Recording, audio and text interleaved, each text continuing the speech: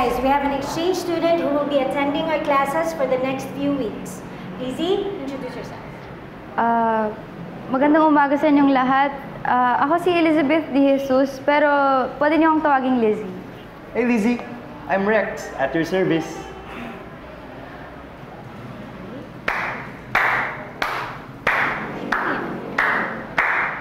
Guys, let's welcome Lizzie. Mabait yan, may respeto sa magulang.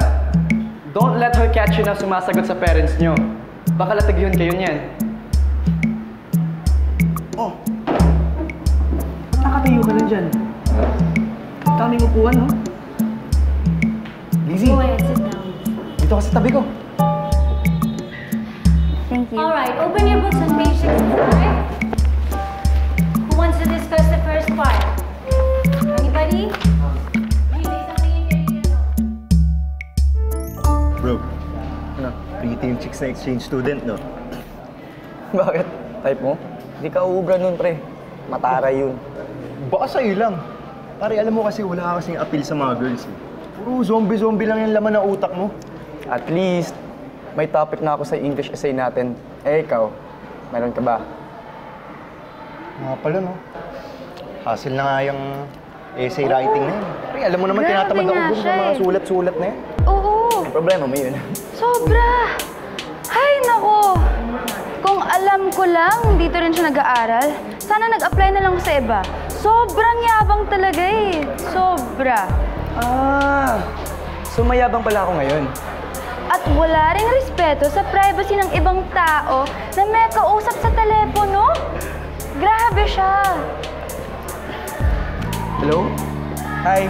Pakisabi nga sa friend na gagawin kong miserable ang buhay niya dito sa school. While she's here, okay? Bye!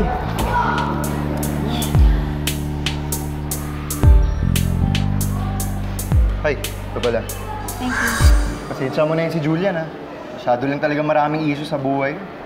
May mother issues, may father issues, pati brother issues yata. Basta lahat na yata ng issues nandun. Sige. Thank you ah. Sige. Guys, you have to present your topic for your English essay now.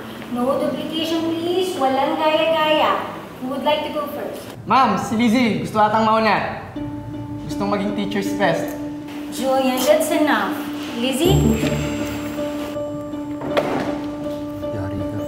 Ma, gusto ko po sana magsulat tungkol sa epekto ng drugs sa mga kabataan ngayon. About what particularly? Tungkol po sa zombie pill? What? Wait, ma'am! Topic ko yun! Eh, nauna nga ako, di ba? Walang gayahan, sabi nga ni ma'am, di ba? May blog site ako nun about the victims and the zombie pill. And you know that, di ba? Na-interview ko na nga yung may-ari ng cleaner shop eh. Biktima ng zombie pill yung best friend ko at siya yung topic ko. Mukhang involved din ang barangay captain namin. Okay? Ako ang nauna. Ma'am, nangiinis yung babae na to, ma'am. Ma'am, ako na nga ang nauna, di ba? Ako na nga ang Calm down, nauna. Hindi, Julian. ako. Ako na Okay, una. calm down, Julian. Mabigat na topic yung gusto niyo pareho. So I want you to work together on the essay. What? Po! The two of you are gonna be partners. Here you.